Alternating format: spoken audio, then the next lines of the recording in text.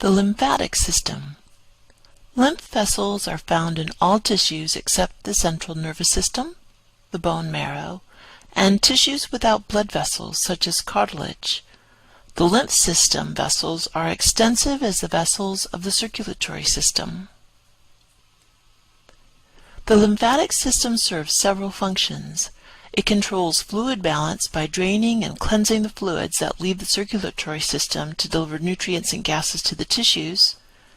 It interacts with the villi in the digestive system to absorb and deliver fats to the circulatory system. It also has an immunological protection from viruses, bacteria, fungi, and cellular debris that could damage the cells of the body. From your understanding of the circulatory system, you know that the blood passes through the arteries, arterioles, and then the capillaries. The capillary walls allow the fluid portion of the blood to exit the capillaries into the surrounding tissues. Once the fluid leaves the capillaries, it is called interstitial fluid. About 90% of this fluid will diffuse back into the capillaries because of the difference in concentrations of the fluid. However, about 10% of the fluid will enter the open-ended lymph vessels. Once the fluid has entered the lymph vessels, it's now called lymph. These vessels eventually deliver the lymph to locations where the lymph can be cleansed of debris and checked for the presence of pathogenic organisms. How it gets the lymph there is pretty amazing. There is no heart for this system of vessels to pump the lymph around. So how does the lymph get to the locations it needs to be delivered to? The lymph moves through your body when you move your skeletal muscles. The contraction of skeletal muscles squeezes the nearby lymph vessels, pumping them. This pushes lymph through the vessels.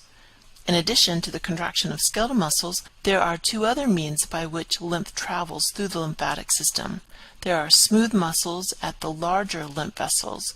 The contraction of these smooth muscles adds to the force provided by the skeletal muscles. Also, when we breathe, pressure changes occur in the thoracic region. When the thoracic pressure drops, that tends to pull lymph into the thoracic duct. One-way valves prevent the lymph from flowing backwards. The function of fluid balance is seen best, perhaps, when it goes awry. When the lymphatic system is prevented from doing its job, the fluids build up in the tissues. Edemas is the term given to this medical condition. Mild edema can occur during pregnancy when the weight of the baby slows the ability of the vessels to move the lymph up the body. More serious levels of edema can occur in a tropical disease called elephantitis, in which a parasite blocks the vessels, and the edema that is produced looks a lot like having legs of an elephant. Some lymph tissue is very diffuse, with no clear boundaries. You can actually feel some when you rub your lower inner lip with your tongue. Others are more organized into groups, and these are called lymph nodes. Lymph nodes have three functions. First, they are testing stations. They monitor the blood by receiving samples of the blood plasma. Second, if the sample is rife with foreign invaders, they produce lymphocytes and send them into the bloodstream to try to destroy those invaders. In addition, the lymph nodes filter the lymph that they have so they can only return clean fluid back to the blood. Eventually, the lymph is returned to the circulatory system via the right and the left subclavian veins in the shoulders just above the heart level. Lymph nodules can be found as single structures in the body, or they can be grouped together in small clumps. That's what the tonsils are. They're groups of lymph nodules under the mucous membrane in the throat. These lymph nodules form a protective ring around the throat strategically located to protect the body from foreign invaders. If the tonsils get infected, they can become inflamed and abnormally enlarged, as you see here. This condition is called tonsillitis. If the condition is chronic, the tonsils can be removed in a tonsillectomy. Tonsils tend to get smaller as a person matures, and they can actually disappear altogether in an adult. Peyer's patches are very similar to tonsils. They are groups of lymphocytes and lymph nodules that are in the small intestines. Typically, they're found in the last third of the small intestine. Once again, they're strategically located to deal with foreign invaders. The lymphatic system's second function takes place here in the small intestine as well, the absorption of fats. We will discuss this more in depth in the topic of digestion, but for now know that there are specialized lymph vessels called lacteals in the intestinal villi. These pick up fats that are released from digested food and absorb it into the villus tissue. The liquid in the vessels take on a milky color. Instead of being called lymph, this fluid is called chyle. The chyle eventually gets dumped in the subclavian vein, just like lymph. That is how the fats enter the circulatory system. The spleen is a significant lymphatic structure and has a lot in common with the smaller nodes throughout the body. But unlike the lymph nodes, the spleen does not filter lymph. It's part of the lymphatic system, however, because it filters the blood. As the blood passes through the white pulp of the spleen, foreign invaders stimulate a response from the diffuse lymphatic tissue or the lymph nodules. The spleen also works to clean the blood of worn-out erythrocytes. Remember, red blood cells have a short lifespan. As a result, roughly 2 million erythrocytes die every second. They must be removed from the blood, and that's another job of the spleen. Before the blood leaves the spleen through the veins, it passes through the red pulp. Macrophages and the red pulp engage in phagocytosis to remove both foreign invaders and worn-out red blood cells. The third function of the spleen is to act as a reservoir for oxygen-rich blood. The spleen actually holds more blood than is necessary for its own metabolism. Therefore, it's an extra blood supply full of oxygen and nutrients. This serves as a backup supply of blood in case of blood loss.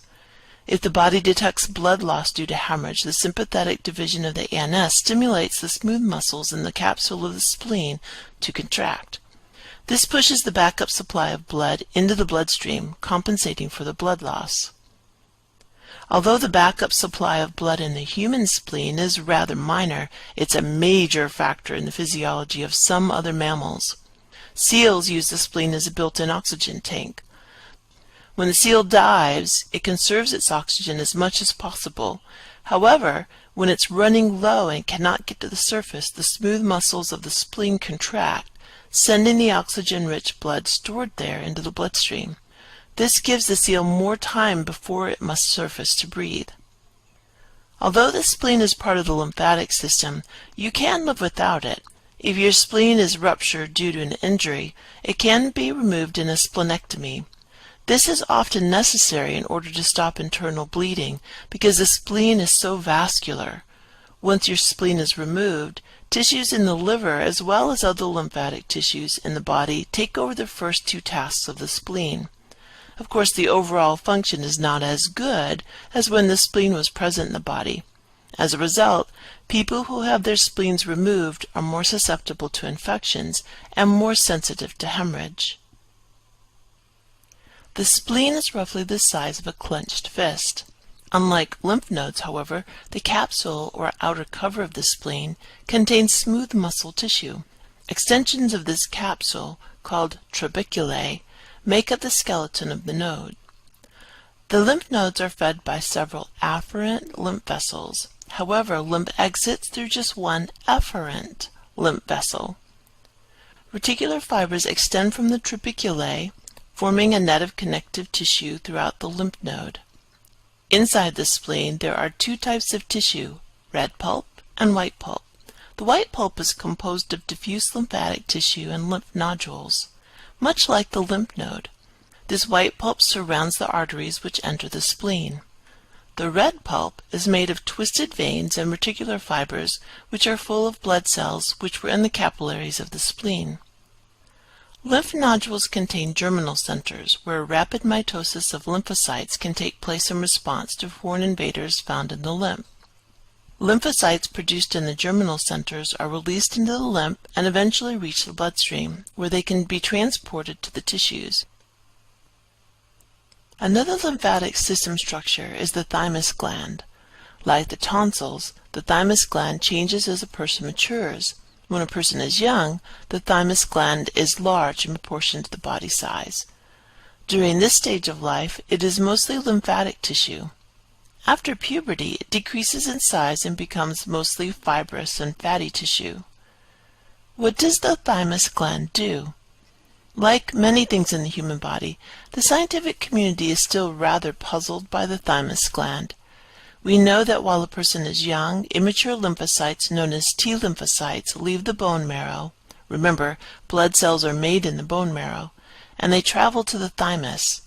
Through a remarkable maturation process, sometimes referred to as thymic education, T lymphocytes that are beneficial to the immune system are spared, while T lymphocytes that might evoke a detrimental immunological response are eliminated. For example, if you have type A blood, T lymphocytes which attack the A antigen are destroyed. However, T lymphocytes which attack the B antigen are allowed to mature and enter the bloodstream. Notice that this one is called a gland. That means that one of its functions is to secrete hormones, making it also a part of the endocrine system as well as the lymphatic system. It produces hormones. Principal among them is the hormone thymosin. What does thymosin in the body do? Well, we're not really sure. We know that it affects the immunological response of the body. However, the way that it's done remains unclear. One prevalent thought is that thymosin stimulates the activity of lymphocytes to migrate to other lymphatic tissues. Pathogens are organisms that can make us sick. Pathogens come in several forms. Bacteria can be a pathogen. These are the ones that give you sinus infections, infected cuts, meningitis, etc. But not all bacteria are pathogenic. We couldn't live without some of them. There are also pathogenic fungi. Most of the pathogenic fungi are single-celled organisms called yeast. Pathogenic yeast can cause athlete's foot, thrush on the tongue, vaginal yeast infections, and so on. There are parasites as well, such as pinworms, roundworms, tapeworms. There are viruses. A virus is a bit of DNA or RNA that's wrapped in its own protein coat. Since it has none of its own cellular machinery, it invades other cells and hijacks the cell's machinery to make proteins and copies of itself. In the end, the cell gets so filled with these copies that the cell ruptures. Then those copies end up going on to infect new cells, and the whole process keeps rolling. There are cancers. Now, these are actually our own cells that have been damaged. They can't control their functions any longer, so what happens is they end up, instead of dying like they're supposed to when they get worn out, they undergo uncontrolled mitosis, continuing to make copies of themselves.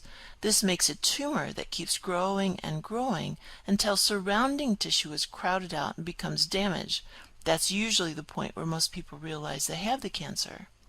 Other things that can happen with cancer is that the cancerous cells can break loose of the main tumor and spread in other places of the body, setting up tumor growth in those locations. Though not an organism, there are also toxins. These are also harmful to the body, and the immune system has to deal with those as well. The first line of defense is our non-specific immunity system. What that means is that the defense is not targeted against a specific invader. Instead, it's an innate defense against a variety of pathogens. We'll take a look at skin, mucus, urine, stomach acid, tears, and symbiotic organisms. The systems in this section act as the first line of defense and either keeps pathogens out, as in the case of skin, or they try to trap or kill pathogens before they get very far in the body, as in the case with mucus and gastric juice. The vast majority of pathogens do get stopped at this first line of defense. The skin is part of the integumentary system. The keratin in skin cells make skin waterproof, and it allows the skin to act as a barrier, keeping foreign invaders out of the body. Sweat washes the surface of the skin. It also helps lower the pH of the skin. Those low pH environments inhibit the growth and activity of many pathogens. The sebaceous glands secrete oil, which contains antibacterial substances. Some epithelial tissues, such as that found in the sinuses, trachea, and cervix, secrete mucus. This mucus traps and catches microorganisms so that they cannot go anywhere. Once the pathogens are trapped in the mucus, the body needs to get rid of them. That is accomplished by cilia on certain cells that line the mucus, producing epithelium. These cells beat their cilia, moving mucus toward the mouth or nose. We can then blow our nose, cough, or swallow the mucus so as to get rid of it. The cervical mucus is a nonspecific defense against infection. But in addition, cervical mucus contains antibodies, which are part of the acquired immune system. Thus, cervical mucus is a mixture of nonspecific and specific defense. Urine is also a very important first line of nonspecific immunity. Any opening to the outside is a potential place for infection. Urine washes out the tract that leads to the outside. It helps fight off any organisms attempting to enter the body that way. The acid in the gastric juice kills most pathogens. Thus, swallowing our own mucus helps us kill pathogens that are stuck in the mucus. If we eat food that contains bacteria, as most food does, the gastric juice in our stomach kills those bacteria before they can do any damage. Tears contain an enzyme called lysozyme. This enzyme breaks down the cell walls of many bacteria. The term lyse means to break, so lysosome is an enzyme that breaks cell walls. Lysozyme is the main reason that we rarely get eye infections. The tears bathe the eye in lysozyme, killing bacteria which try to infect it. However, sometimes even the lysozyme in tears is not enough to kill the bacteria invading the eyes. When that happens, the eye gets infected. The most common bacterial infection of the eye is known as pink eye. There is one more first line of innate immunity: symbiotic organisms. There are a host of symbiotic organisms which live throughout the body. Bacteria in our intestines, for example, produce vitamin K, and in return we provide food and a place for them to live. Those symbiotic bacteria flourish in our intestines, and their population can actually squeeze out populations of pathogenic bacteria and fungi which might get past the stomach. In addition, symbiotic bacteria and fungi that live on our skin and consume our sweat produce lactic acid, which fights off both pathogenic bacteria and fungi. Now we are to our second line of defense, the immune system. There are two big divisions in the immune system: innate immunity and acquired immunity. Innate immunity is a nonspecific immune response because it's the same regardless of the pathogen or toxin encountered. You have this as soon as you're born. You cannot get distemper, for instance, because you have an innate immunity to this disease common to dogs. Acquired immunity is an immunity response targeted at a specific pathogen or toxin.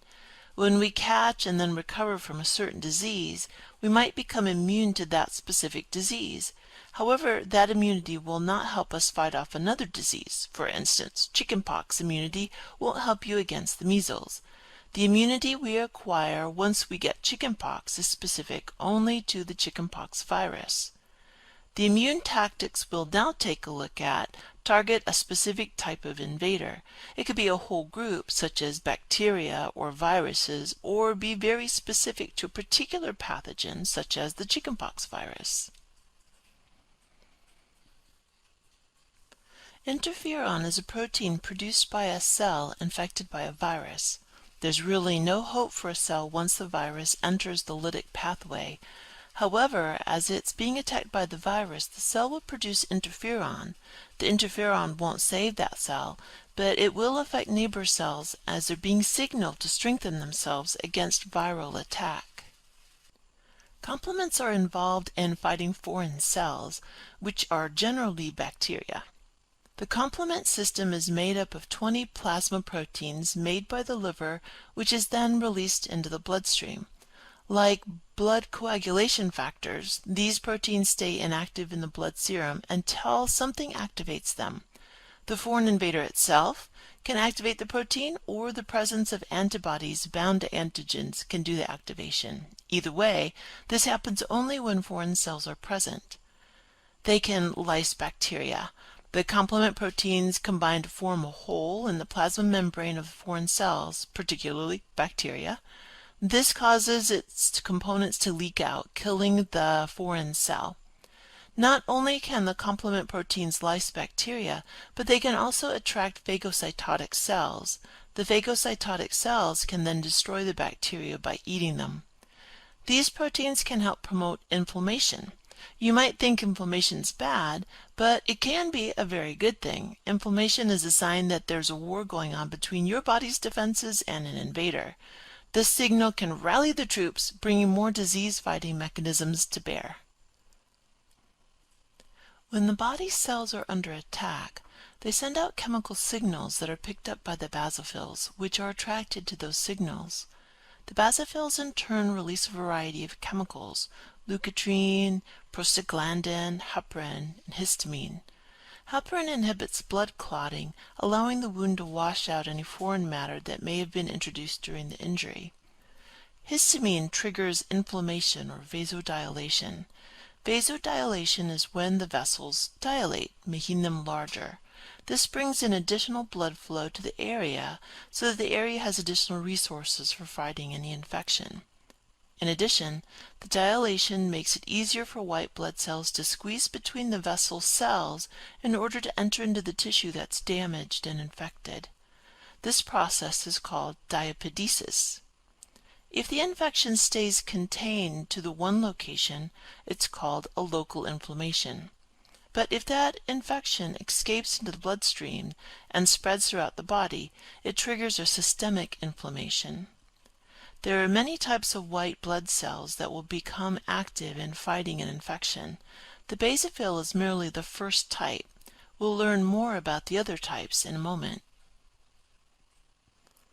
Any bacterium or a virus can potentially be attacked by white blood cells, so they're nonspecific. White blood cells generally have about a 12-hour lifespan, and they're produced in the bone marrow. The neutrophils and monocytes are phagocytes. That means they can eat other cells. Neutrophils are typically the first of the two phagocytotic white cells to respond. They are not very large, and they can only consume about 20 bacteria before they reach the end of their lifespan. They can consume fungi and some viruses as well. They hang out in the liver, spleen, and lungs until needed. The next to respond are the monocytes. These are the larger phagocytotic white blood cells, the big eaters. Once they enter the tissues, they are called macrophages. These big boys can consume about 100 bacteria in their lifespan. They also tackle the really large pathogens, such as parasites. These white blood cells will hang out in the tissues, near vessel walls, and around the lymphatic vessels. Eosinophils are also part of our innate immune response. These cells reduce inflammation. Why would the body have one type of cell that promotes inflammation and another type that reduces it? Well, inflammation can be a good thing, but too much inflammation can be very bad. Thus, inflammation must stay under control. Eosinophils contain enzymes that tend to break down inflammatory agents, keeping inflammation under control. Pyrogens are chemicals which promote fever by acting on the hypothalamus. Sometimes your own white blood cells will release pyrogens in order to help develop a fever. These pyrogens travel through the body and affect the hypothalamus. The hypothalamus controls body temperature. Chemical reaction rates increase with increasing temperature. A fever speeds up the immune system. The mitosis of the white blood cells go faster, increasing the white blood cell population. Also, a higher temperature is often not good for the invading microorganisms. Bacteria especially like cooler temperatures. Humoral immunity is an immunity which comes from antibodies in the blood plasma. Since humoral immunity comes from the actions of antibodies, we should concentrate first on what antibodies are. First of all, antibodies are proteins. Basically, antibodies are made of 4 polypeptide chains, 2 identical heavy chains and 2 identical light chains. These chains are arranged in a Y shape. The parts that you see in red are variable regions. These designate what the invader will fight. They are antigen binding sites that allow them to grab onto invaders. It's sort of like a key fitting into a lock. The parts in blue and yellow are constant regions. They will determine how the antibody will fight. Each antibody class fights in a different way. 1. They could bind directly to the antigen. This would be the job of immunoglobulin D. They can bind the antigens together, and that would be immunoglobulin A. They can activate complement. That'd be the job of immunoglobulin M, but scientists have found that immunoglobulin G can do this as well. They can stimulate phagocytosis. This would be immunoglobulin G's job. And they could stimulate inflammation, and that would be immunoglobulin E. We need to point out one more thing about the production of antibodies. Remember that a person cannot produce antibodies against antigens which he or she has in their own cells. For example, if you have type A blood, you cannot produce the antibody against the A antigen. However, if you are suddenly exposed to type B blood, you will immediately start producing antibodies against the type B antigen. Thus, your lymphatic system knows your blood type and knows how to spot an erythrocyte from another blood type. How does the lymphatic system know your blood cells from other blood cells? Well, there are about 20 specific glycoproteins which exist on the cell membrane of every cell in your body. This collection of proteins is called the Major Histocompatibility Complex, or MHC for short. The structure of these proteins is determined by 20 genes in your DNA, each of which has more than 50 alleles. Thus, there are literally billions of combinations of these alleles, and each combination produces a unique MHC. As a result, it's virtually impossible for two people to have identical MHCs unless they're identical twins. The MHC then is a fingerprint for your cells. Any cell that has your MHC will not be attacked by your lymphatic system because the cell has the correct fingerprint. Antibodies are produced by B cells, which are specialized lymphocytes. Like all blood cells, these lymphocytes are formed from the stem cells in the bone marrow. They are formed with antigen-binding sites on their plasma membranes. When exposed for the first time to the antigen for which they are specific, these sites bind to the antigen, and the B cells begin to proliferate. The proliferation produces two types of B cells. The plasma B cells release their antibodies into the plasma so that the antibodies can attack the antigen to which they can bind. After the infection, most B cells die, but the memory B cells are long-lived B cells which do not release their antibodies. Instead, they circulate in the body waiting for the next attack by the antigen. This allows the body to respond quickly to any subsequent infection by the same antigen. Memory B cells are the means by which vaccinations provide immunity to certain pathogens. There are two basic types of vaccines. The first type contains a weakened form of the pathogen itself. Since a pathogen is weakened, your body's immune system will destroy it before it can overtake your body. Thus, even though the vaccine actually contains a disease-causing pathogen, the vaccine is safe because the pathogen is so weak that your immune system will destroy it. The other type of vaccine contains a synthetic chemical that makes the body react the same as if a certain pathogen has entered the body.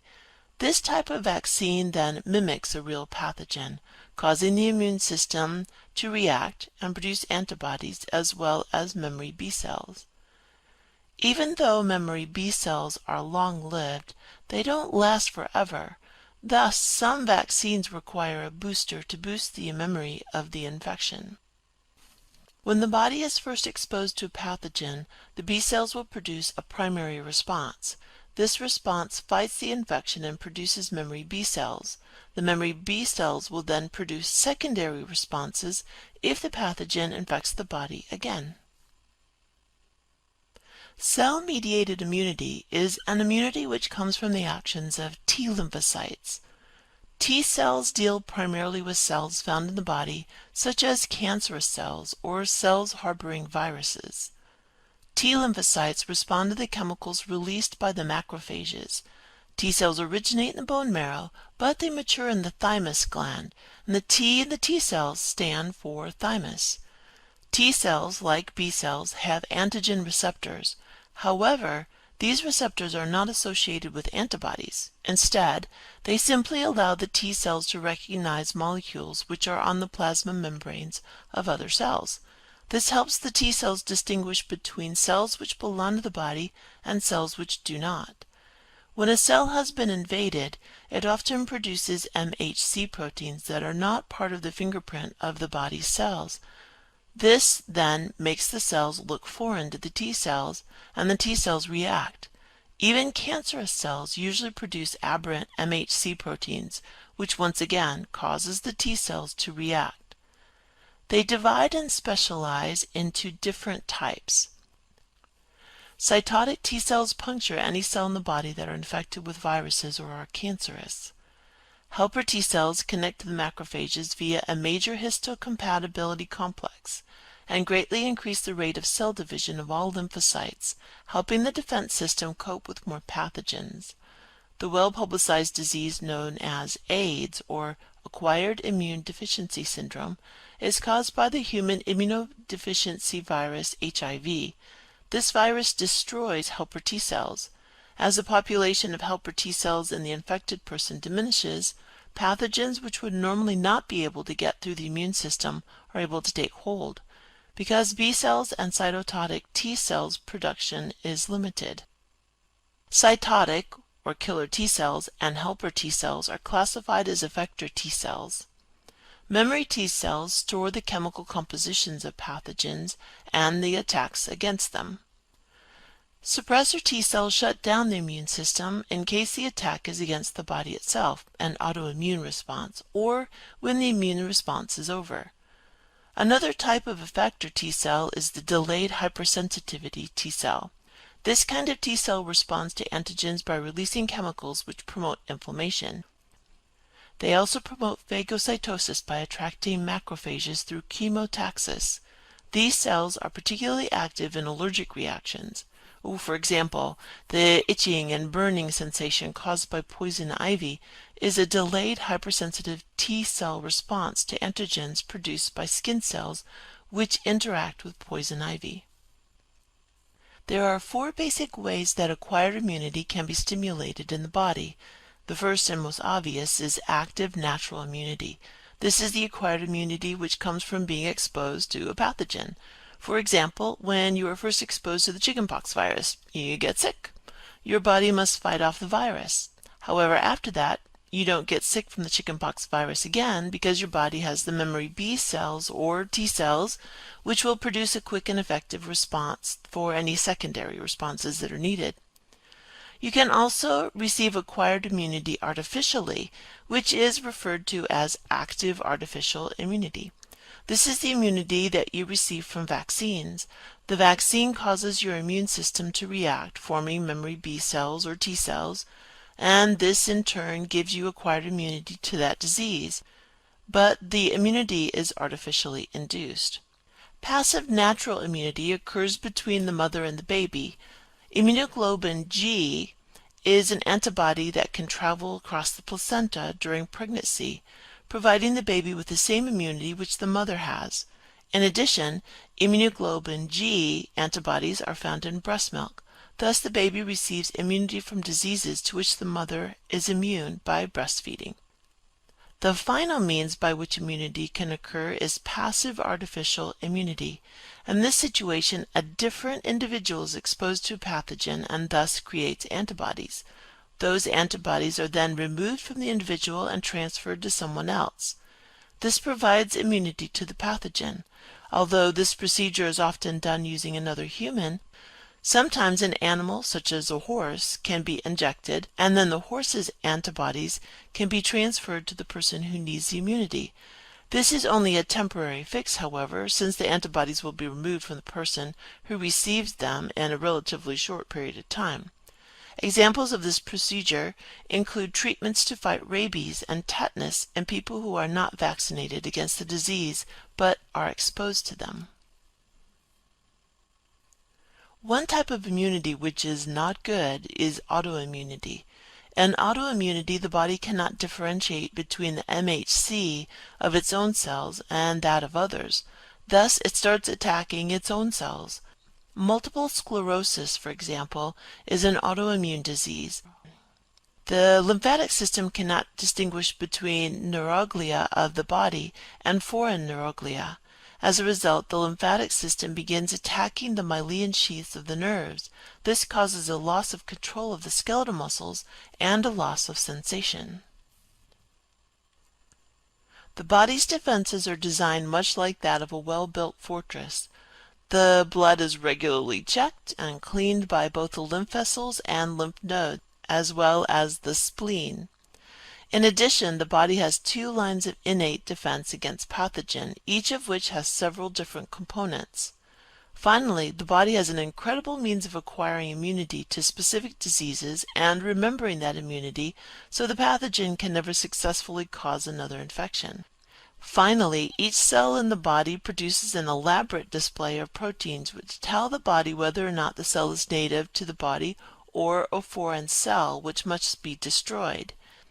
Indeed, this world is a dangerous place in which to live, but the body's designer has given us all that we need to stay well protected.